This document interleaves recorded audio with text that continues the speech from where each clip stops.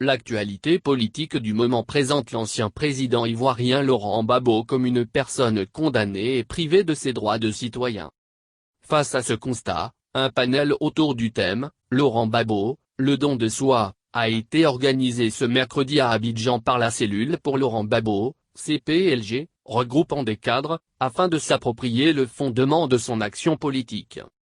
Les ministres Essi Amara, Daniel Boni-Claverie, le professeur Dédi Seri et l'inspecteur principal de philosophie Laurent Naounoudobo ont présenté à travers des thématiques, Laurent Gbagbo, sous le regard d'un grand serviteur de l'État, d'un leader politique, sous l'angle de la socio-anthropologie et de la philosophie. Essi Amara a salué le soutien de Laurent Gbagbo, lequel soutien l'a permis d'être élu secrétaire général de l'Union africaine, UA. Pour lui, Laurent Gbagbo savait valoriser les compétences et non les aspects politiques. Dans les situations complexes, il tient à une chose, c'est l'harmonie d'abord. Il ne pensait pas en phobie ou en peu de si. Lui c'était d'abord les personnes compétentes autour de lui.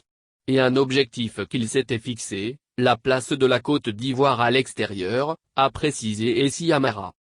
Il a aussi soutenu que l'un des caractères de Laurent Gbagbo est qu'il était à la fois l'un des grands défenseurs de Yamoussoukro, mais avait dépassé la vision clanique de la Côte d'Ivoire.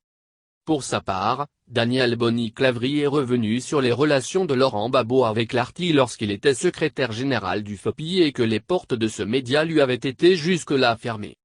Elle a énuméré quelques actes posés qui l'ont marqué, les régies financières données au peu de Sirda. Pour elle Laurent Gbagbo est celui qui aura le plus honoré la mémoire d'Houphouët-Boigny. Un grand homme attaché à son pays. Un chef d'État qui va laisser sa marque et sa renommée pour la postérité.